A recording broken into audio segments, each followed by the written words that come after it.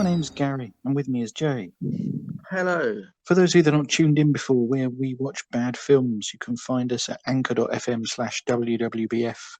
You can also find us at Instagram at We Watch Bad Films and Twitter at We Watch Bad Films.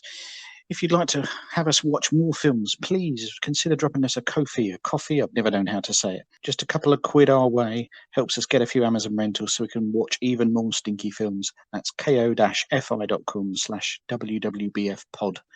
We'd really appreciate any donations to keep us watching absolute dreck. But before we talk about absolute dreck, because every week we watch some absolute dreck and talk about it, sometimes we have a chat about other things. Jay, what's been spinning on your DVD player this week? A couple of weeks ago, I watched Mank.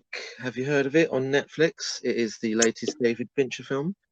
Is it about people from Manchester? Yes. I can't really get over the title. Even if you don't think about Manchester, it just sounds a bit bad. Mank.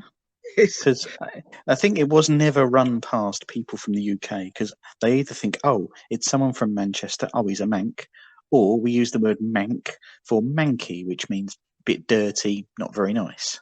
Yeah, or it sounds like rank. It Bad doesn't connotation.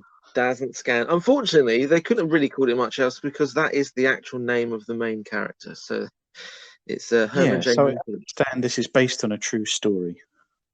Yes, it is. Herman J. Mankiewicz, who was a famous screenwriter in the 1940s and 50s. Yeah, he actually wrote the screenplay for Citizen Kane, it says in front of me as I'm reading.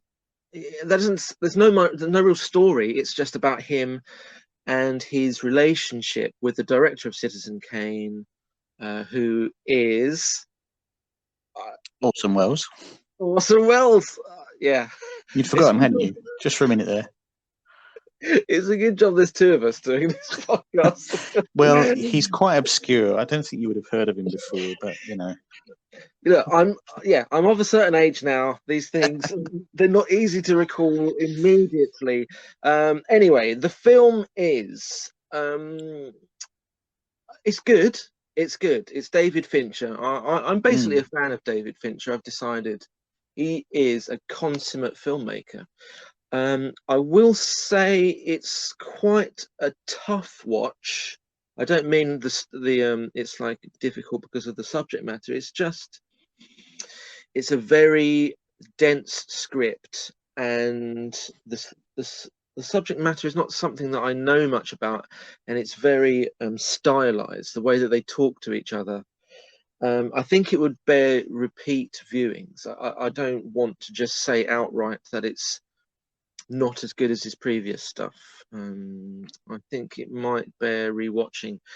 I enjoyed it. The soundtrack is very good. It's yet again by the guys from Nine Inch Nails, and it is basically all brass and horns and sort of 1940s, 1950s big band stuff. It's not what you would imagine Nine Inch Nails members to be writing, but very good. And indeed, didn't it attract an Oscar nomination for that soundtrack? It did, along with the other score that they did. The other Trent Reznor and Atticus Finch one. Atticus Finch? That's not his name, is it? No, Atticus Ross. I think you're thinking of Who Killed the Mockingbird.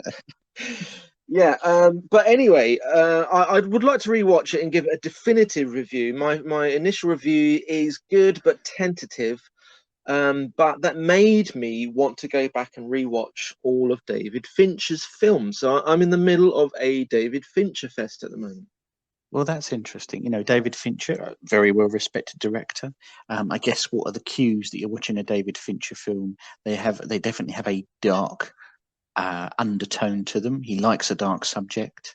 I think visually, he's very meticulous. He's got everything in the frame on purpose. There's no sloppiness, and yet he still has humanity in them. His human characters are really interesting, and it definitely follows that he has a real fondness. I mean, Mank aside, he has a real fondness for serial killers and murderers, both true and invented. He definitely likes the darker side of life. A lot of his films bear that out. For example, obviously Seven, probably these days the go-to serial killer film, which is quite an impressive feat considering it was his second film, and it's now the classic serial killer film. Bearing in mind how many classic serial killer films have gone before.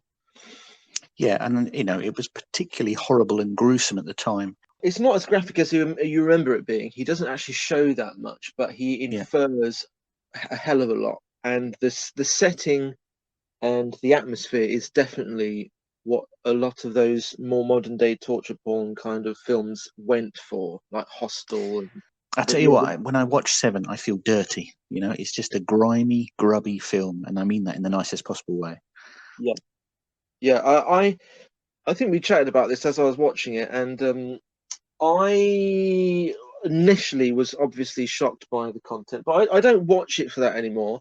When I rewatch these films, particularly something like Seven, I'm rewatching it for the way that it's filmed. So the filmmaking, the framing, the acting, the cinematography, the sound design. The sound design is amazing on Seven. If you're a geek and you also 100 years old and you used to buy DVDs and maybe Blu-rays, and you watch the extras, that's a dying art in itself. I would watch all those extras, and there's an amazing section on the Seven DVD, which has just got the isolated sound design for a few of the scenes.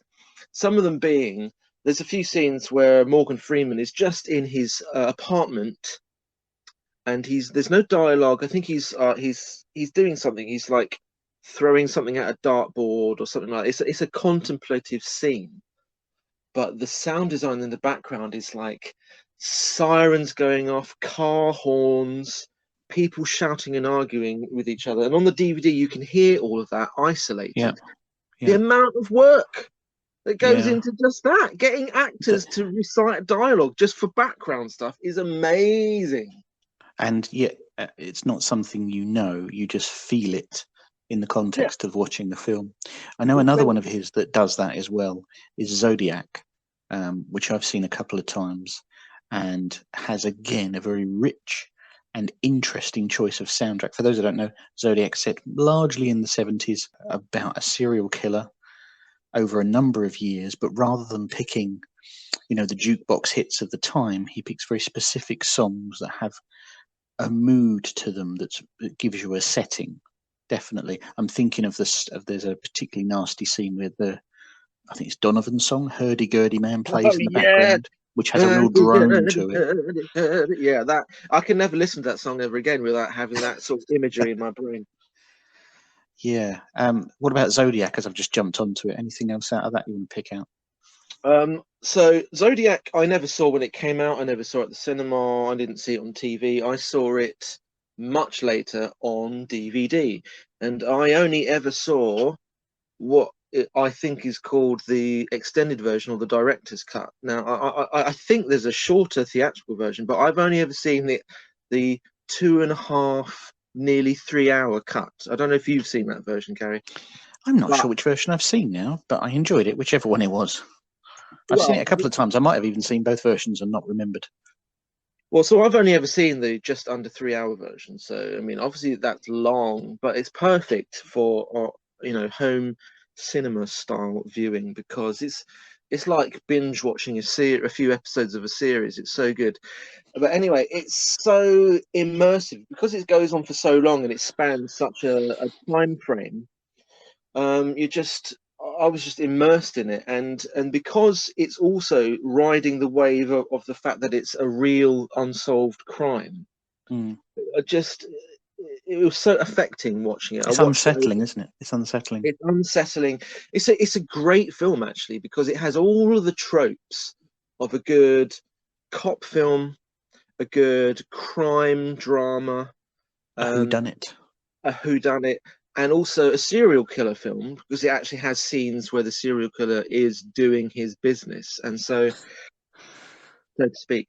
So it's really good. It's a real roller coaster ride, and I can see why some people maybe, if you're not really into that kind of stuff, wouldn't like it. But I think for the genre, I think it's probably one of the best crime films. It's so dense, and also watching the extras, you realize how much detail David Fincher went into getting it right, to getting everything not just the filmmaking correct, doing a million takes and making sure everything looks amazing, but also the details of the story. He had about 10, 15 of the original police officers who were on the case helping out on the film to make everything correct. Like when I was in the crime scene, I was standing here, I could see that body over there, and it was and they would go to exactly the same places. Amazing.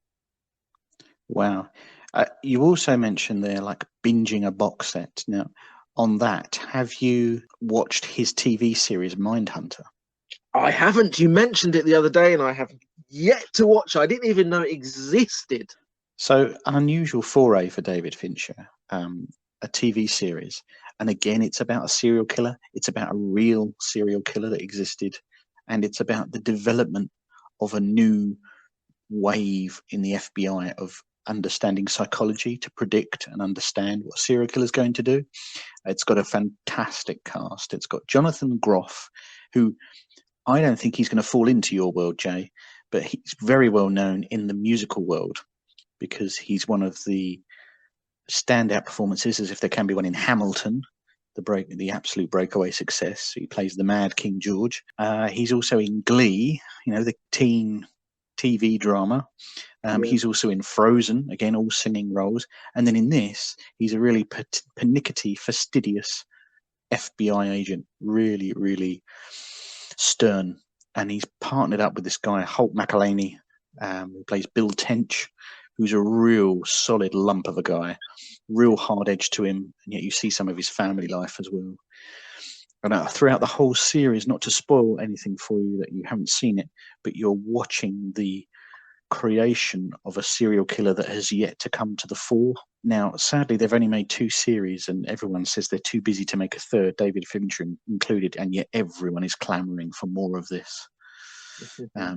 Absolutely wonderful series. Oh, I must mention Anna Torv as well, one of my favourite actresses who doesn't get enough credit, playing another really interesting person you can't quite make out. Combination of comic relief and sort of steel core to her character. And again, has the same feel as Seven and Zodiac. Get the feeling you're very uneasy watching it. A slight sort of layer of grime to it, and that you're observing something that you're going to get told off for sooner or later. Well, yeah, I can't wait to watch that. Where am I now? I'm watching his films in release order, and I've just watched The Social Network. So I watched Fight Club, Panic Room, The Game. I think Gone Girl is the next one. I do just want to mention I'd forgotten how good The Game was. I loved The Game when it came out. Loved it. I haven't seen it for about 20 years. And also how batty and insane it is.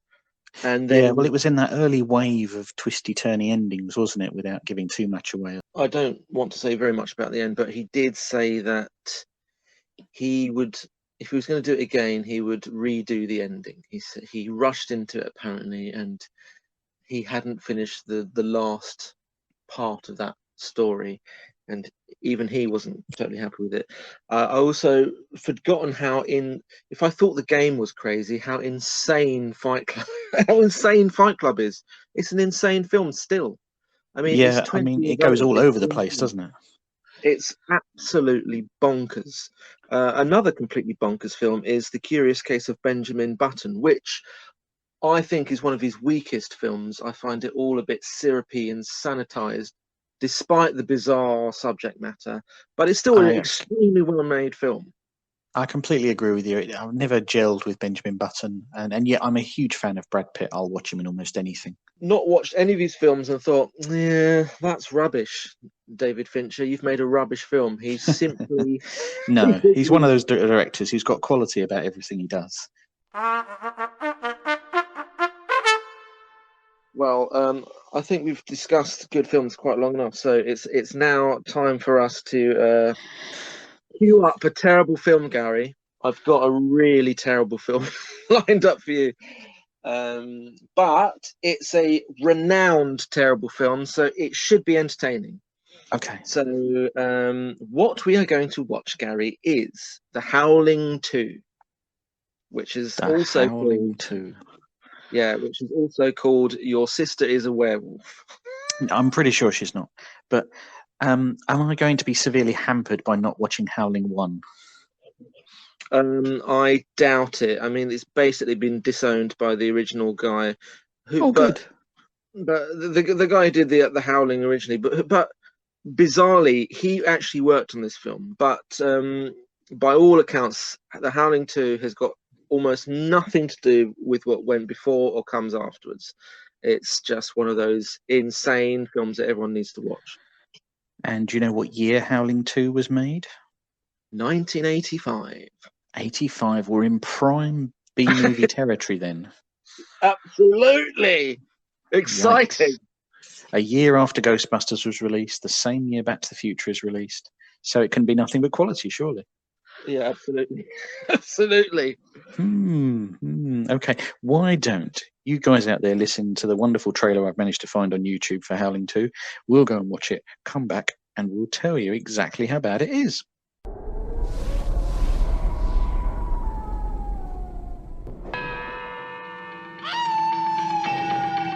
Party time! Ow!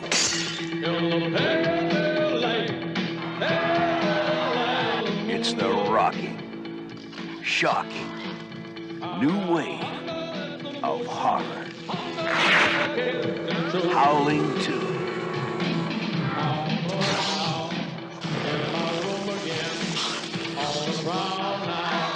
Do your dreams again, howling.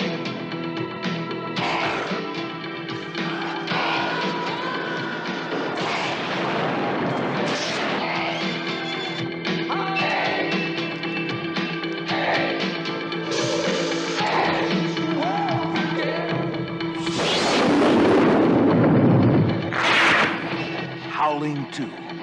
It's not over yet. Okay, so that was The Howling 2. Thanks for making me sit through that, Jay. Initial reactions? Uh, poor old Christopher Lee. Ah, Christopher Lee. Christopher Lee. I mean, it must be said, we are huge Christopher Lee fanboys, and I don't know who isn't. I mean, how can you not enjoy anything he does? And even in this pile of tosh, he's fun and he's clearly having a good time. Question is he having a better time in this or in Revenge of the Sith? There's the question. I think, I mean, he's wandering around this film like some sort of like slightly bewildered granddad. He doesn't really fit with what's going on. And the reason is because he brings some class and panache to a film which is devoid of class and panache. And do you know why this is? You know, about 15 years ago, I read his autobiography, Lord of Misrule, of which he has the most bizarre life. You know, he's practically Italian royalty or something. He's obviously a knight, Sir Christopher Frank Carandini Lee, CBE CSTJ, lived to the age of 93, was an opera singer, was a metal singer, was part of the Finnish army, was in the SAS, and then, of course, starred in, you know, approximately 1 million films. Famously told Peter Jackson on the set of one of the Lord of the Rings or Hobbit films. They were doing that scene, weren't they? And I think Peter Jackson was saying, "Yeah, actually, Christopher Lee, could you actually, when you're being stabbed, can you make this kind of noise and do this kind of action?" And he turns around to Peter Jackson and he says those lines, and Peter Jackson was like, "Oh yeah, because actually you were in the Second World War and probably killed people, or certainly was around when people were killed." And we won't go there, Christopher Lee.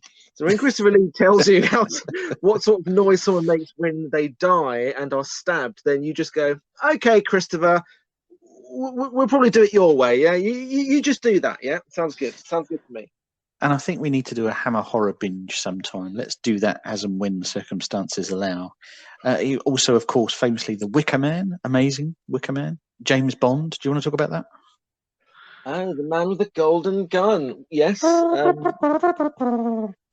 Christopher Lee was one of those people where if he turned up on set, he would have an amazing anecdote about either the film he was involved in or like some of the people he would have met. So on The Lord of the Rings, he was the only person to have actually met J.R.R. Tolkien in real life, because he was that old, but also that interesting of a person. He was able to mix with those kind of people. So when he was on the set of The Man with the Golden Gun, he was related to Ian Fleming, the creator of James Bond, by marriage, but he was like his cousin or something like that. I can't quite remember. And so eventually he got to portray a villain created by his family member, which is pretty amazing. There's not many people who can say that on a Bond film. I think he's Fleming's step cousin. There you go. There you That go. really tight connection. I really like The Man with the Golden Gun, but Christopher Lee is brilliant. He just has so much style, and the voice. Oh my god! Yes. So that's how it starts. The Howling II starts with an amazing sort of monologue from Christopher Lee. He's talking about some sort of, I don't know, werewolves, Dracula or something. The inhabitants of the earth have been made drunk with her blood, and I saw her sit upon the hairy beast, and she held forth a golden chalice full of the filthiness of her fornications. He's talking a load of old rubbish, but he sounds amazing in it. So when it starts, you just think, oh, okay, this could be good.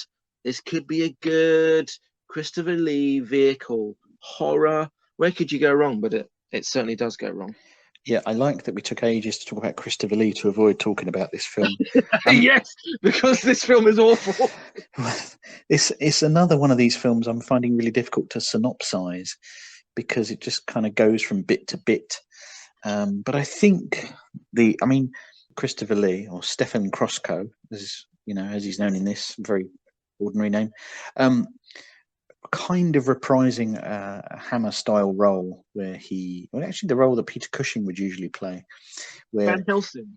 The Van Helsing type role, yes, where he comes along to explain the plot and explain how the werewolves work, and explains that this woman who we open with her funeral, and actually she's going to be a werewolf, so she has to be killed before she comes back to life. But you can't use silver. Silver bullets won't work. Only titanium. Now there's an upgrade for you. And then the relatives of the slain werewolf, Ben and Jenny, arrive in Transylvania to do something. There's a coven of werewolves led by Sturba, who has a whole pack of wolves to her name. They work out that they're in a weird place in Transylvania. There's a weird festival going on. There's a weird dwarf there, and they get succumbed into the castle. Chaos ensues. There's a fight. There's an orgy. The film ends. I don't think you're missing anything. I'm aware I've skimmed over a 90-minute film there with barely any details, but it's probably all you need to know. Depending on who you are, the word that might have stood out there was orgy. I tell you, if you like boobs, this is a film for you. I wrote down a quote, Gary, not from what any character says, but I just wrote down, "We watch big tits." This is probably what we should have renamed this episode. Instead of "We watch bad films," we watch big tits, because it is a tit fest. Well, yes, quite. I mean, it's not. Yeah. Have I made you feel slightly awkward? Good, because it made me feel slightly awkward as well, watching and saying that. But I'm afraid that's what happens in it. It's lots of semi-naked, furry people in bad werewolf makeup with their tits akimbo, flapping everywhere, having weird orgies, and that's about 2/3 of the film. With Christopher Lee looking awkward. The main werewolf chief Sybil, played by Sybil Danning, who was often topless in films. She agreed to a single topless shot. So how did the producers stiff her over? No pun intended. They replayed a shot of her in the ending credits 17 times. I think she must have just had like one scene, and the editors took that one scene and they rinsed it for as much as they could. They cut her tits in wherever they possibly can in this whole film, and then when you get to the end credits, It is. I mean, even if at the end of this episode we discuss whether we recommend this being watched by people, I certainly will recommend trying to find the end credits of this film. It is unbelievable. Apart from just the sheer amount of tits, it is gratuitous. It's an editing. It's like some sort of weird fever dream for the editor. It's crazy. Yeah, and aside from those, it's also played on alongside a punk band who are known as Babel, and they have a particular song they play during this. Jay, would you care to regale us with a version of that? Do you mean the one that goes that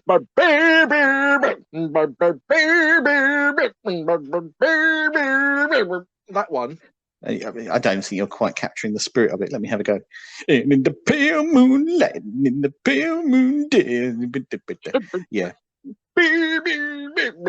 Yeah, that one. Good, do you mean the one that goes almost every 30 seconds you hear a version of it throughout the whole 90 minutes? Do you mean that one? In the pale light of the moon, I've got a hunger that's emotional. Yeah, that one that you get stuck in your head afterwards. Oh God, yeah. I was just looking on YouTube. I don't know why, Gary, but I searched covers. I found a cover of that tune. I mean, Fantastic. people decided to do a cover of it. I mean, even if you thought it was an okay song, by the end of watching this film, when you hear it 50 million times, I never need to hear that piece of music ever again. Well, you're going to. We're going to slap loads of clips of it into this review. Yeah, in fact, that's what we should do for this episode. We should do every 30 seconds a snippet, every 30 seconds another snippet. Don't give me ideas. Apparently, what happened was, I'm just going to read some information here about the artist who created the music, who is called, I'll come back to his name, Stephen Parsons. Okay, so he actually turns up in the band Babel in the film. He had written all of this cheap electronic score for the whole film, as well as the theme song. But he did an actual proper score. Then when he gave it to the producers hated his score, and they wanted to replace it with this other sort of funky music that didn't really have the same atmosphere as the film. But the director and Stephen Parsons, the composer, overturned the decision of producers, and they said, right, well, we'll only compromise by, why don't you just have the theme song going throughout those scenes? And so everyone just agreed to that. So that is why you have the theme song playing about a million times throughout the whole film. So that's what happened there. It was a complete mess. Yeah, and not a good mess either. Nope. And so we've got Christopher Lee in this film. We've got the punk band Babel in this film. Do you know who else is in this film? Who, depending on where you listen to this podcast, this name will either mean something to you or it won't. Jimmy Nail. I can hear people on the other end of this podcast going, "Yeah, who?" Jay, explain who Jimmy Nail is. Okay, if you're not British, you won't know who Jimmy Nail is. You won't. Or indeed, if you were born after like 1990 or something, because he just disappeared. Okay, yeah. His relevance, probably ended in about 1995. So also, you have to be British to understand who Jimmy Nail is, and basically in your late 30s or older. But in the 80s, he was a British TV actor. He's got a really weird looking face. He looks like he's been slammed in the face with a door repeatedly. He's got a really flat nose, and he's from Newcastle upon Tyne, and he has a really thick northern Newcastle accent. But also in the early 90s, this did happen, didn't it, Gary? He had a pop career. He had a very successful pop career. Let's not argue about it, Crocodile shoes was everywhere. And also, what's the other one? Ain't no doubt it's plain to see. Yeah, that's the one. Like you, no good for me. So we've got this not characteristically pretty, not particularly young, Geordie accent actor who turns up in this film, and this would be about the time he's doing Auf Wiedersehen Pet, which was his breakthrough role. So he's got a good agent. Yeah, and it's in an amazing scene when he turns up. And I did write some notes about this particular scene. There's a scene where Babel, the flipping band, are playing that stupid song. And there's it's filmed in what's meant to be, I don't know where it's meant to be. Is it meant to be Transylvania? Anyway, it's actually Transylvania, yes. It's actually filmed in Prague, in Czechia, in the Czech Republic. But and apparently they got a load of young punks to be the extras. And apparently at the time, Czechoslovakia was a communist country, and the film crew actually had a lot of problems filming this scene. And the concert actually turned into a bit of a riot. Anyway, in this scene, you have Christopher Lee in the background of a punk gig, wearing some white sunglasses, looking like he's just turned up from another planet, looking rather embarrassing at the back. Do you think he looks like Fred Schneider from the B-52s? Oh my God, do you mean like, if you see a faded sign at the side of the road that says 15 miles to the Love Shack. Rock Love Lobster. Love Shack, baby. Then at the bar, Jimmy Nail with an American accent. And this terrible song played over and over and over again. It's quite an amazing collection of things that make up that scene. Yeah, he's an interesting choice of casting. Is there anyone else in this film notable, Jay? Shall we talk about the two? I suppose they're the main characters, right? Yeah, although immediately after finishing watching it, I'd forgotten what they looked like.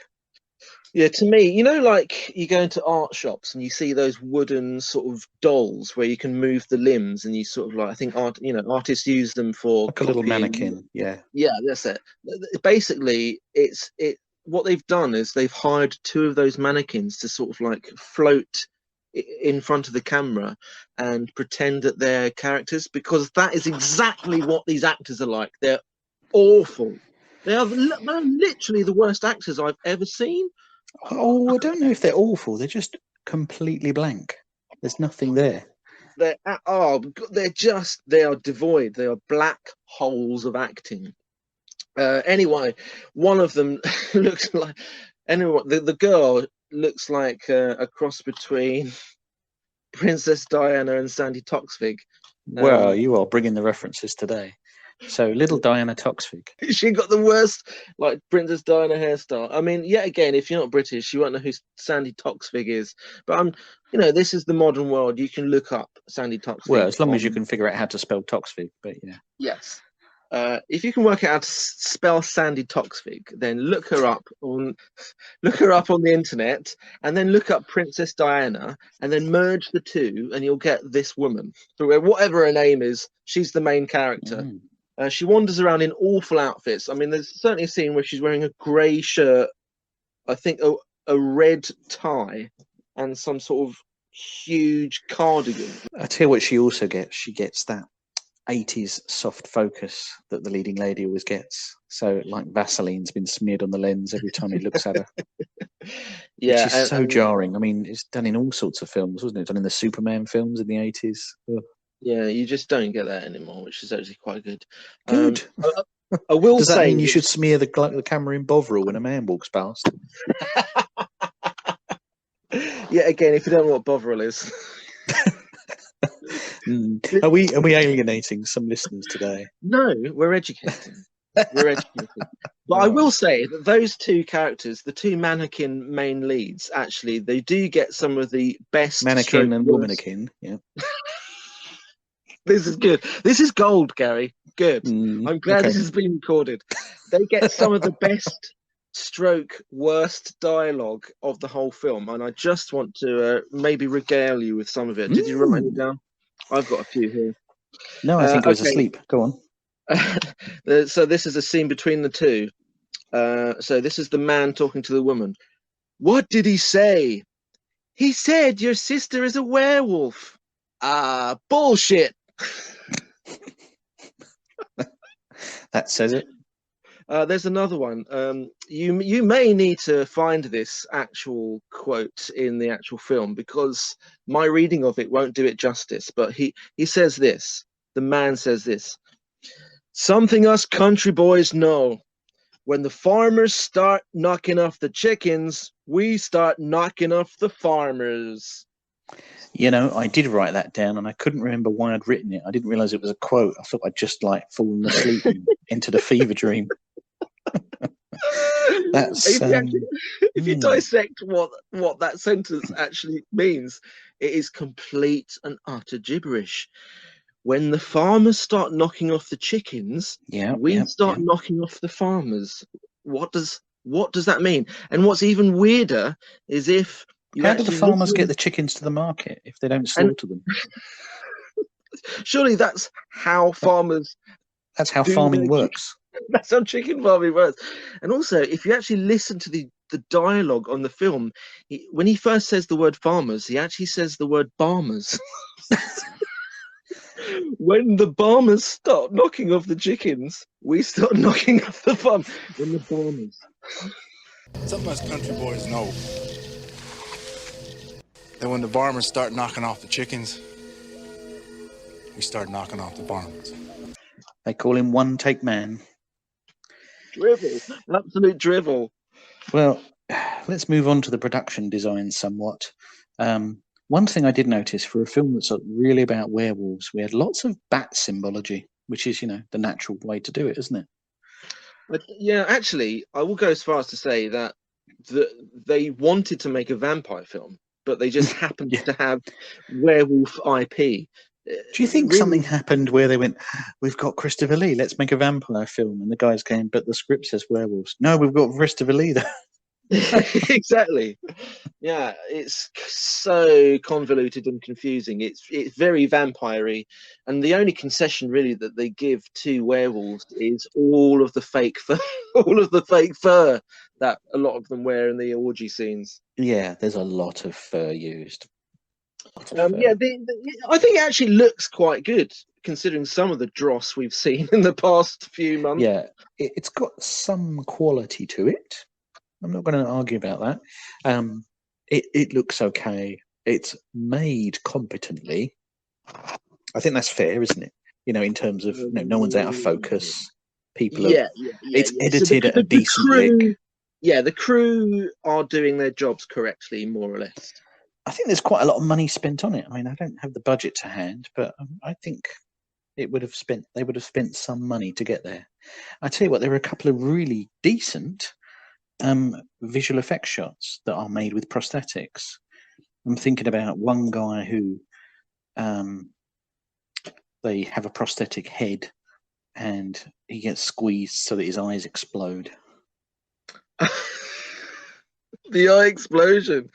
Yeah. Exactly 1 hour into the film, there's a man who turns into a rubber face, and then his eyes explode with an amazing sound of dripping, dripping. Many melons were sacrificed that day by the Foley team. I tell you, there's another one as well. Is when not Richard Griffiths is suddenly set upon by a rat, and then he starts pulling his own tongue out. Although they could do with not lingering on it too long. That's an outrageous scene. I think it's actually meant to be a bat, but it looks like a rat, and it attacks him from the end of a stick, and it goes straight into his mouth, into his rubbery mouth, and it doesn't cut away. It's there for about a minute, and he's got hold of the end of its tail, and he's like trying to pull it out. It's insane. It's mental. Apparently, they did spend money on the costumes, but I think what happened was a lot of the costumes when they arrived they looked like monkeys. They look like I'm not joking, this is apparently what happened. They look like monkeys. So I don't know if you remember in the forest scene when they're being chased by them, they basically couldn't really film they couldn't film the werewolves because they look like monkeys. So they didn't really do that. And what they actually did, they spent a bit of money on these prosthetic shots of wolves changing their facial shapes and like close-ups of hair growing out of their skin, completely separately in a completely different country in a completely different time, sort of unrelated to the actual filming, and then they spliced it in. And in fact, the editing is quite weird throughout the whole film, but they sort of splice in these little special effects shots of the werewolves changing almost randomly throughout, just to give it that feel of like, yeah, it's kind of, we are meant to be doing werewolves here. Don't take any notice of the monkeys. They're actually all werewolves, yeah. So yeah, we've spent money on special effects. So now look at this. Yeah, it's that kind of thing. Yeah, not too bad in that respect. Jay, do you know there are 7 Howling films? No, I don't. How's that happened? The next 6 episodes we've got lined up. I wasn't familiar with the franchise, but the first Howling, is directed by Joe Dante. You know, a pretty well-respected Gremlins. 80s legend, yeah. And apparently, Christopher Lee apologised to Joe Dante when they worked together on Gremlins 2. He apologised that he did Howling 2. I'm sorry, Joe. I really messed that one up there. So you're getting impressions, you're getting references to Bovril in this episode. It's just value for money, isn't it? All over. This film is apart from anything, it is eminently quotable. There are so many terrible lines. I mean, they go to Transylvania, and the acting from some of those extras in what is meant to be Transylvania is just off the wall, bizarre. I mean, out of the two of us, I think I'm the only one who's actually been to Transylvania. Is that right, True. Gary? True. Yeah, I've not been. Yeah. If you actually are from Transylvania, you watch this film, you probably will find it mildly racist. I don't know. It's basically it just shows Transylvania as populated by insane gypsy nutcases who wear billowy green satin shirts and are all either vampires or werewolves. It's mental. There's a scene where there's someone's wearing earplugs, blessed earplugs. Do you remember that? No. I think he's a midget. I think there's a midget with blessed earplugs. Do you remember that scene? I genuinely don't.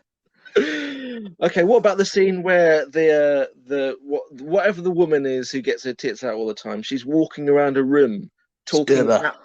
That's it, talking absolute gibberish with like this weird effect on her voice, which goes on for about half an hour. Do you remember that scene? She's just going, echo, echo, echo, for what feels like an eternity. That's a really good scene. She's wearing sunglasses and that. Apparently she'd injured her eyes and she just put on these random sunglasses to hide her eyes. Yeah, I think it's just an absolutely batshit, I'm sorry for the pun, crazy film. It is absolutely insane. Jay, would you recommend people watch Howling 2? Do you know what? I would recommend them watching Howling 2. It has to be seen to be believed. It is actually quite entertaining. It never really lets up in its crazy, stupid, off the wall crapness. Like I said, there's so many quotes. I mean, when I was watching, I was just thinking, oh my god, there's so many layers to this terrible lasagna. It just goes on and on. And then you've got Christopher Lee walking around being really cool in it. So, I mean, you will have to put up with listening to the theme tune about a million times. In the pale moonlight. Yeah, that. But I think I would recommend. I think it's one of those bad films which has to be seen. Yeah, I'd agree with you. Even better if you can find a copy you can watch at like 1 1/4 or 1 1/2 speed, just to get through some of the stuff. Yeah, exactly. Well, Have you seen Howling II? I mean, did we miss an amazing scene or an amazing quote? I mean, or do you want to give us a Jimmy Nail anecdote? Hit us up on Twitter at We Watch Bad Films, or go find us on Instagram at the same name. Tell us about. Yeah. Tell us if you found out who Sandy Toksvig was. If you ever tried Bovril, please let us know. Yeah, let us know about all these esoteria. That'd be wonderful. Jay, thank you very much. Thank you. Goodbye, all. Bye.